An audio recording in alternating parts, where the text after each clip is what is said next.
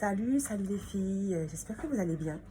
Alors moi ça va beaucoup mieux grâce à Dieu parce que c'est vrai que ça fait un moment que j'ai pas fait de vidéo parce que je passais des moments particulièrement difficiles et je vous avouerai que je n'arrivais même pas à prier.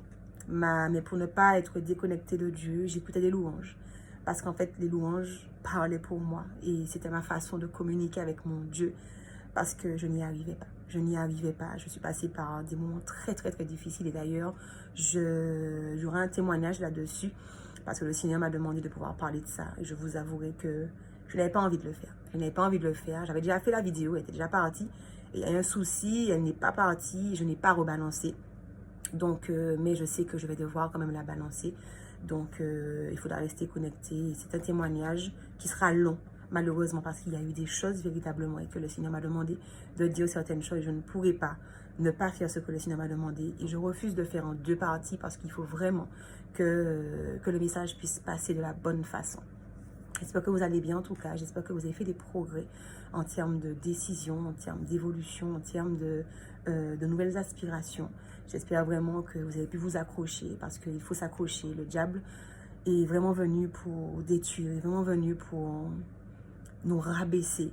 Mais le Seigneur a prévu des choses plus extraordinaires pour nous puisqu'il nous dit qu'il change la honte en double honneur. C'est notre Dieu qui dit ça et je crois que là où on a été rabaissé, là où on a été critiqué, là où on a été rejeté, là où on a été accusé, que le Seigneur sera au moment voulu faire la bonne chose pour nous. Alors c'est vrai qu'il n'était pas prévu pour moi de faire des vidéos aujourd'hui, c'est que je discutais avec une amie, et d'ailleurs cette amie me donne souvent des sujets pour mes vidéos, et sans s'en rendre compte d'ailleurs, sauf que celle-ci, c'est elle qui m'a encouragée à faire la vidéo dessus, parce que c'est vrai que ça ne me paraissait pas, alors je ne vais pas dire que ça ne me paraissait pas important, mais je n'avais jamais vu, j'avais jamais eu l'occasion en fait de pouvoir en parler, et c'est vrai que c'est en échangeant avec elle que je me suis rendu compte que ça pourrait être intéressant effectivement, comme elle l'a dit, donc je la remercie, et elle se reconnaîtra de toutes les façons.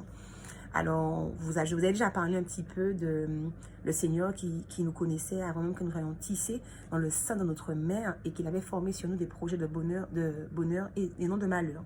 Je vous ai expliqué également que le caractère initial qu'il nous avait donné n'est pas le caractère que l'on a aujourd'hui parce que on a eu des éducations différentes, on a eu des problèmes différents, on a eu plein de choses qui sont venues impacter notre vie et qui font qu'aujourd'hui, nous soyons celles que nous sommes, d'accord? Alors, on ne peut pas se blâmer parce que on n'a pas demandé telle ou telle éducation, on n'a pas demandé tel ou tel problème, les choses se sont faites ainsi. Et donc aujourd'hui, on a ce rôle de laisser Dieu tout déconstruire afin de pouvoir nous reconstruire.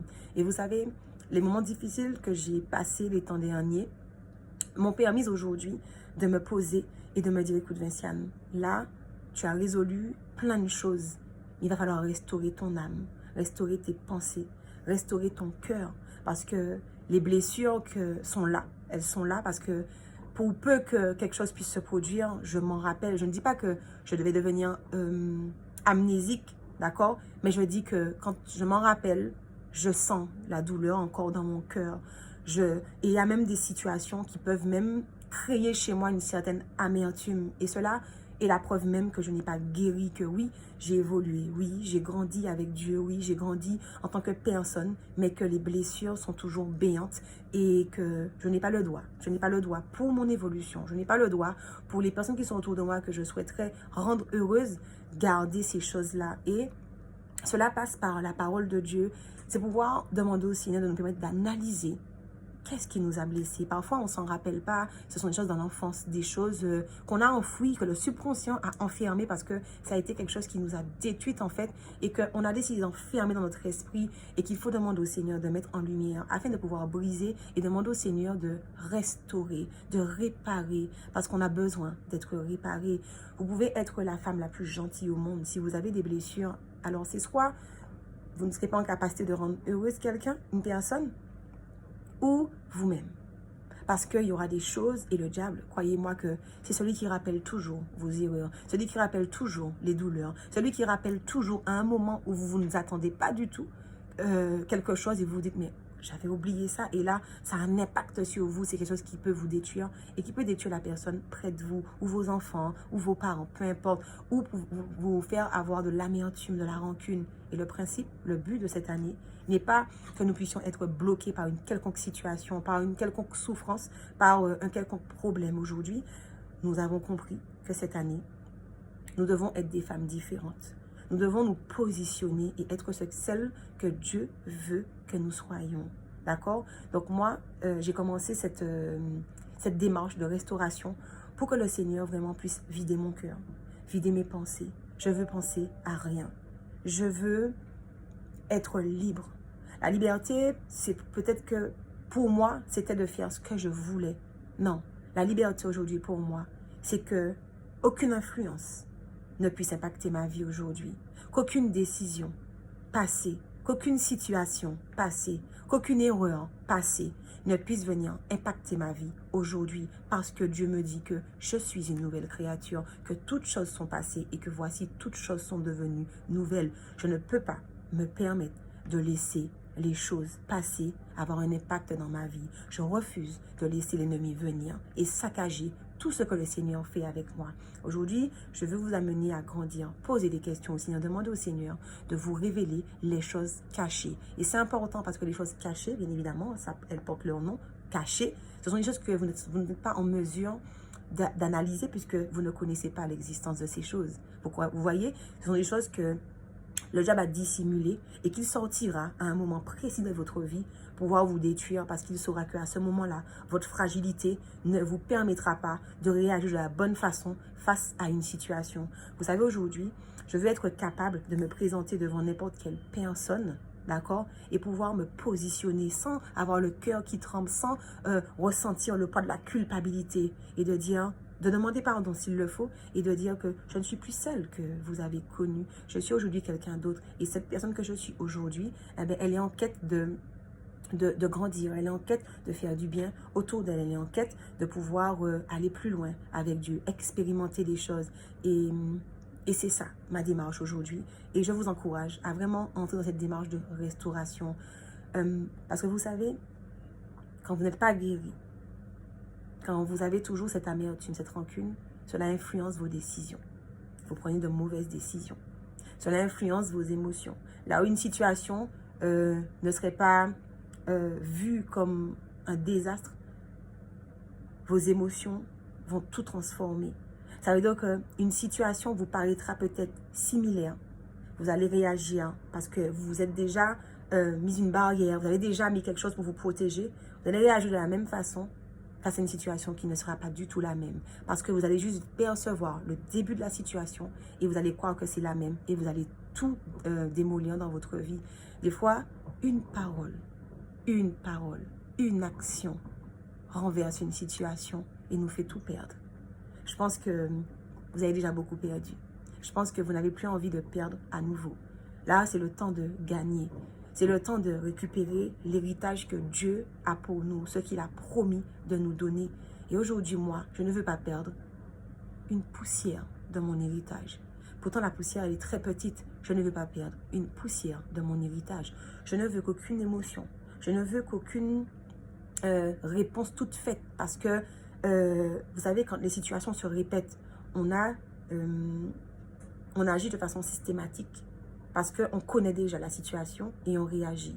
Non, les systèmes de pensée là, je veux que tout ça soit brisé dans ma vie. Je ne veux plus penser par rapport à une situation. Je ne veux plus penser par rapport à une éducation. Je veux plus penser par rapport à une blessure. Je veux penser comme Dieu veut que je pense. Et je veux qu'aucune situation ne puisse venir me déstabiliser. Et j'en parlais avec cet ami.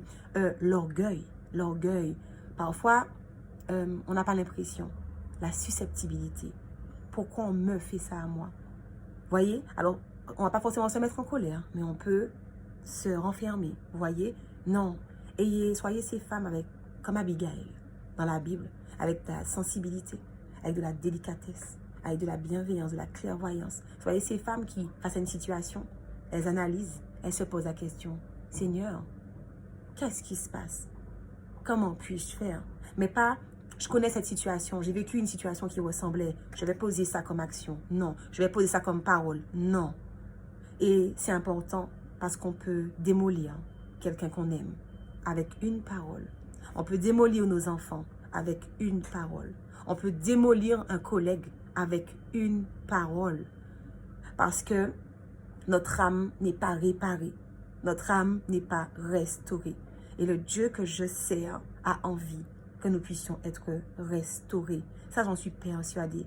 Et tout ce que j'ai vécu m'a convaincu justement que là aujourd'hui, j'ai un travail de réconciliation avec moi-même.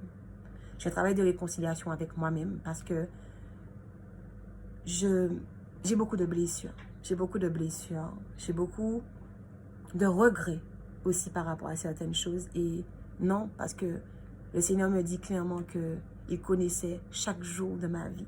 Donc il connaissait mes erreurs. Il connaissait ce que j'aurais fait de bien, mais il connaissait ce que j'aurais fait de mal. Et il me dit qu'il rachète ma vie par le sang de Jésus qui a coulé à la croix. Et que, de toute façon, je vais entrer dans ma destinée. Maintenant, c'est soit je choisis de prendre du retard et de maintenir des choses qui m'empêchent d'avancer, soit je choisis de laisser derrière moi, de faire tomber les choses et d'entrer dans ma destinée en temps et en heure, sachant que j'ai déjà retardé avec toutes les mauvaises décisions, j'ai déjà retardé avec toutes les mauvaises émotions, avec tous les systèmes de pensée qui n'étaient pas corrects. J'ai blessé, j'ai rejeté, j'ai critiqué, j'ai fait plein de choses. Mais aujourd'hui, je suis quelqu'un d'autre et je ne veux plus blesser, je ne veux plus critiquer, je ne veux plus utiliser mon système de pensée pour réagir face à une situation. Je ne veux plus utiliser mes émotions pour réagir face à une situation. Et je vous invite vraiment à considérer le fait d'être restauré. Laissez le Seigneur restaurer votre âme. Laissez le Seigneur restaurer vos pensées. Laissez le Seigneur restaurer vos cœurs. C'est l'artisan le plus excellent pour ce travail-là. Il n'y a personne qui pourra faire pour vous. Personne ne pourra faire ce travail en profondeur que Dieu seul sait faire. Parce qu'il dit que nous sommes l'argile et qu'il est le potier.